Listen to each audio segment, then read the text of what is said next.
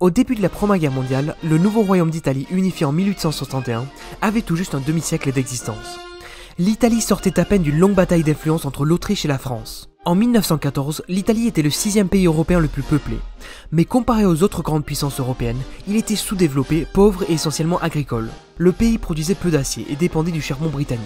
Il n'était même pas indépendant en termes d'approvisionnement alimentaire, s'appuyant essentiellement sur l'importation de blé pour survivre. Le pays était peut-être unifié en tant que nation, mais il n'y avait pas de véritable sentiment d'appartenance nationale parmi une grande partie de la population. De vastes différences régionales séparaient non seulement le nord du sud, mais aussi les différentes provinces entre elles. En termes de langage par exemple, il était difficile pour un Vénitien et un Sicilien de se comprendre. Au début du XXe siècle, il y avait encore des terres considérées comme italiennes mais sous domination autrichienne, notamment le Trentin dans les Alpes du Sud, l'Istrie avec le port de Trieste et la Dalmatie. La guerre est alors l'occasion pour l'Italie de reprendre ses terres, d'afficher son indépendance totale et d'affirmer son identité face aux autres puissances européennes.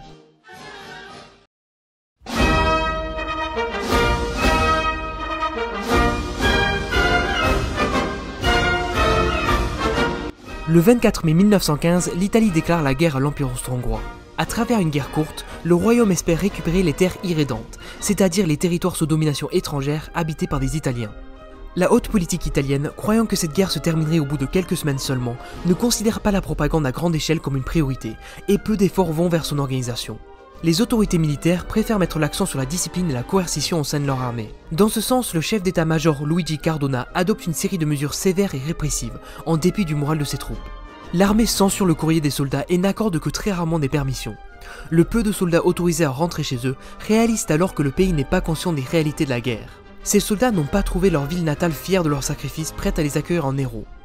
L'écrivain Corrado De Vita écrit à ce sujet « Lorsque j'ai vu ces jeunes s'amuser dans les théâtres et les cafés, j'avais envie de les frapper et de les détester encore plus que les Autrichiens. » Le gouvernement ne joue pas un rôle actif dans la propagande pendant les premiers mois du conflit. En Italie, ce sont la plupart des intellectuels qui sont en faveur de l'entrée en guerre et beaucoup la défendent activement. L'opinion publique est servie par une presse nationaliste pro-guerre. Il y a par exemple une campagne soutenue dans la presse italienne pour que le pays entre en guerre. De nombreux industriels et financiers ont des positions fortes en faveur de l'intervention, en particulier ceux liés à l'industrie lourde et à la production de guerre, comme par exemple Ansaldo et Fiat, qui financent d'ailleurs le journal pro-guerre de Benito Mussolini Avanti et la Banca Italiana di Sconto.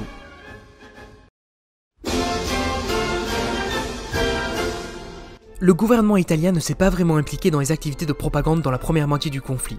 Ce n'est que sous le gouvernement de Paolo Bosilli en 1916 qu'une certaine forme de responsabilité ministérielle de la propagande s'établit.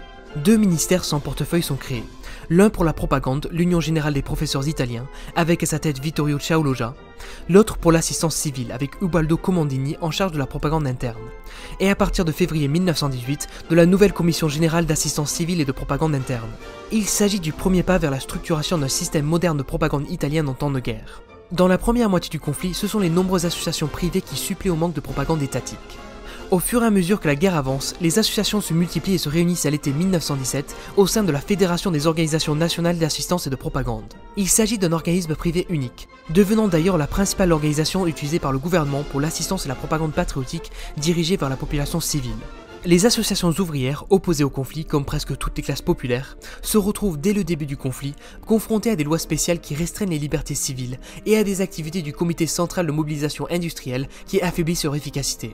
Les associations patriotiques et irrédentistes prennent immédiatement une position pro-guerre enthousiaste, offrant leur propre contribution à la propagande. Ces associations n'hésitent pas par exemple à fournir de nombreux volontaires pour le front.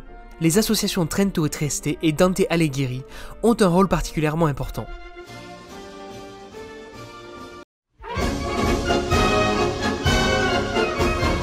En octobre 1917, les troupes autrichiennes et allemandes percent les lignes italiennes à Caporetto. La position italienne s'effondre et l'armée se retire pour se regrouper à la Piave. Le nord-est du pays est désormais aux mains de l'ennemi. Après de nombreux mois de combats, de luttes et de sacrifices, tout l'effort italien s'effondre en à peine quelques jours. De quoi anéantir le moral des Italiens. La défaite de Caporetto marque un tournant dans la propagande de guerre italienne. Lorsque les soldats autrichiens pénètrent pour la première fois sur le territoire italien, la guerre prend un caractère défensif et on commence à ressentir la nécessité de défendre la patrie en danger. Le gouvernement italien se rend compte qu'un effort de propagande majeur est désormais nécessaire afin de mobiliser les citoyens et les industries du pays face à l'invasion autrichienne. Un nouveau président du Conseil des ministres, Vittorio Orlando, arrive au pouvoir, et un nouveau commandant plus sensible au moral de ses hommes, Armando Diaz, remplace Cadorna. Le contrôle de l'État sur l'économie et la société s'accentue. La censure de la presse s'intensifie, les rassemblements publics sont interdits, les travailleurs peuvent être déplacés là où ils sont nécessaires pour la production de guerre, et de nombreuses femmes sont encouragées à prendre un travail salarié pour la première fois. Des conférences, des projections de films et des représentations théâtrales sont organisées dans les rues italiennes pour conquérir de larges couches de la population méfiante et les convaincre de la nécessité du conflit. Il s'agit de la première opération à grande échelle pour conditionner et former l'opinion publique dans un sens national patriotique, faisant appel à des universitaires, des écrivains et des graphistes qui sont les experts des médias de masse de l'époque.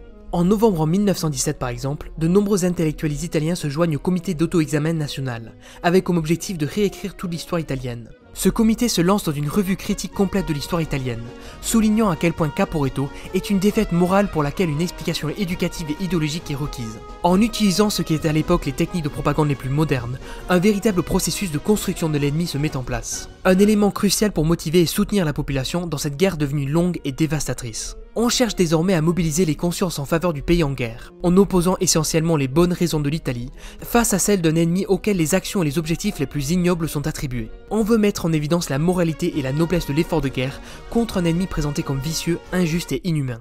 La légende du Piave, composée en juillet 1918 par Giovanni Guetta, célèbre la revanche des troupes italiennes sur le front de Vénétie à la fin de la Première Guerre mondiale. Cette chanson a un effet formidable sur le moral des troupes italiennes et de la population civile. Elle contribue à remonter l'espoir des Italiens dans la victoire.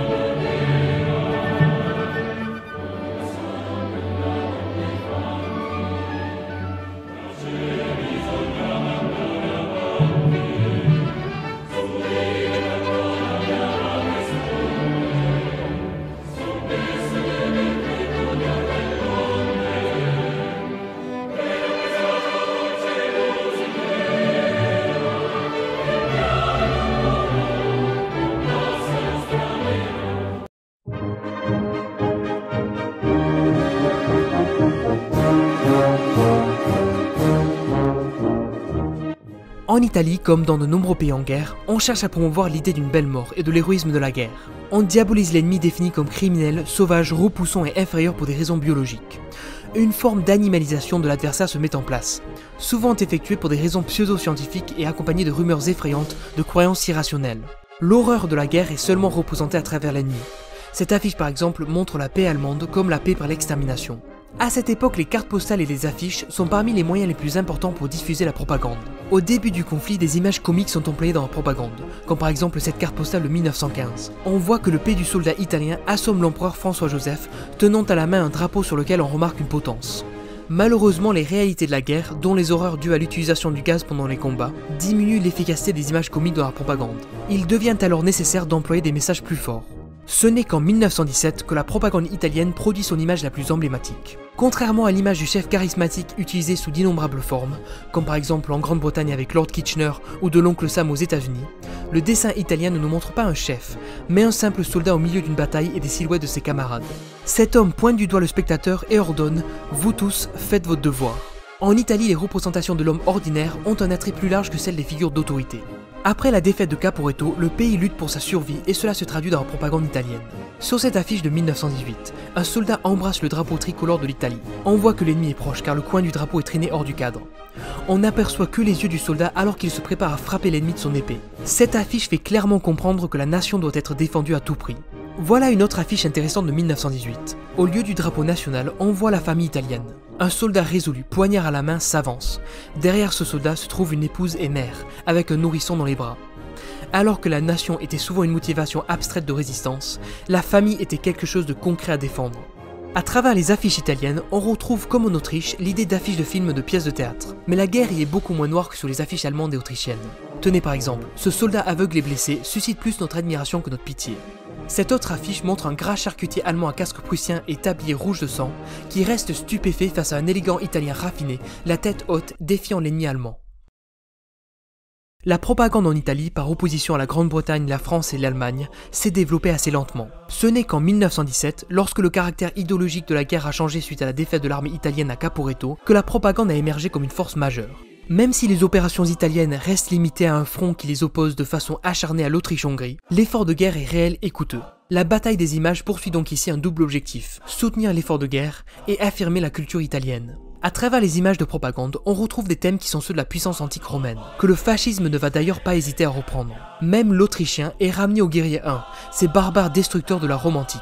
Le retournement italien au début du conflit de la Triplice vers la Triple Entente, c'est-à-dire des autoritarismes vers les démocraties, est d'une portée symbolique majeure que l'on retrouve à travers la propagande italienne. On va donc terminer cet épisode sur cette affiche célébrant la victoire de l'Italie aux côtés de ses alliés.